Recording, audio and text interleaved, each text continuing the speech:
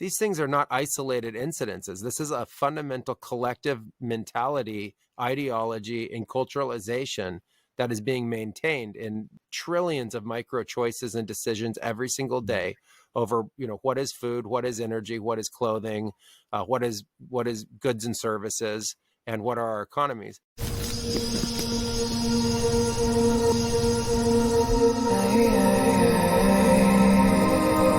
There's another flaw fundamentally politically when you polarize opposition. And that works very well when you have an isolated group that can polarize opposition for a period of time and grow within that. It doesn't work anymore when that thing starts to become one big thing. And then you don't have the polarized opposition, you just have fight. It's just literally a kind of internal war. So you start to see that get stressed.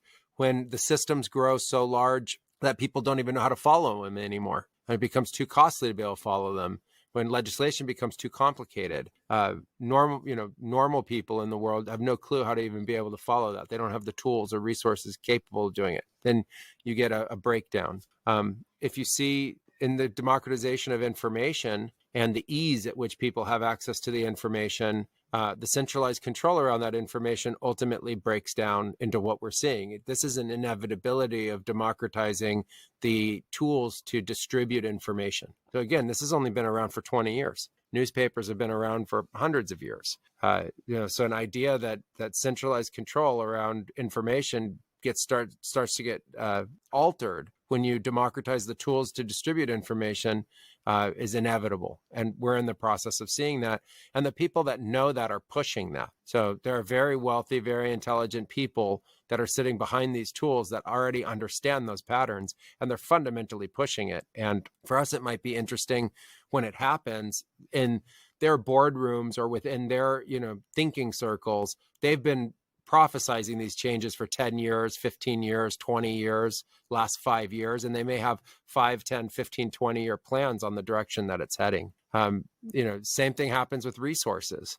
Works really well to have economies built on resources, even if they're, non-renewable resources, as long as there's an abundance of non-renewable resource and a very small population that needs them. Oh, there's just more, go get more. Oh, there's just more, go get more. Well, it doesn't work out when all the people need it, and then they all start fighting over it, whether that's oil or whether that's water. It fundamentally doesn't matter. It's ultimately an access to energy. And so we see all of these right now, these systems being strained. And again, it's inevitable. You take the environment and you create a cropland kind of farming. You do that all over the world. You can, in the United States, at least, you get in a plane and you cross either the Rocky Mountains or the Appalachian Mountains, and you start flying, and you'll fly for 3 to 4 hours over farmland. If you disrupt, all that was all nature before it became farmland. If you disrupt that, at some point, the soils are drained of their nutrients. It's obvious. Where else are they going to get them? Right. So then all of a sudden food production starts to be strained in different kind of ways, and people have to innovate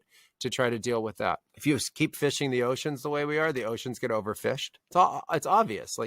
These things are not isolated incidences. This is a fundamental collective mentality, ideology, and culturalization that is being maintained in trillions of micro choices and decisions every single day over, what is food, what is energy, what is clothing, what is goods and services, and what are our economies. Every single aspect of these systems were not designed for an 8 billion population of humans in the kind of political and social constructs that we're living in today. And so those systems are going to be strained, those systems are going to be broken, and they're going to be disrupted, and they're going to have to evolve. I've got a few questions for you from ChatGPT.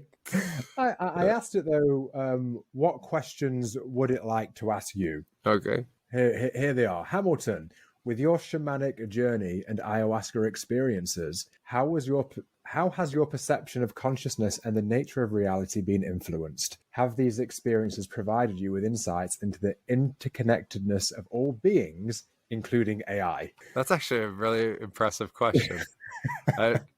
So I'm responding to ChatGPT. I'm speaking to the AI now. Fundamentally, yes, the ayahuasca ceremonies are an opportunity to transcend the illusion of separation and see into the interconnectedness of all things, including the technology of AI, as soon as AI appears. And it's a fundamental shift in philosophy and a kind of mindset associated with how you look at life, the planet. The planet's part of a greater construct like solar system or galaxy, and then fundamentally universe. So if you start with a premise that everything is interconnected, we want to start to look at how that could actually be true. It's very easy to use space, time, and distance to describe how something is separate, but we can also use fundamental concepts of field to show how things are all connected. Like, for instance, of Earth, which is this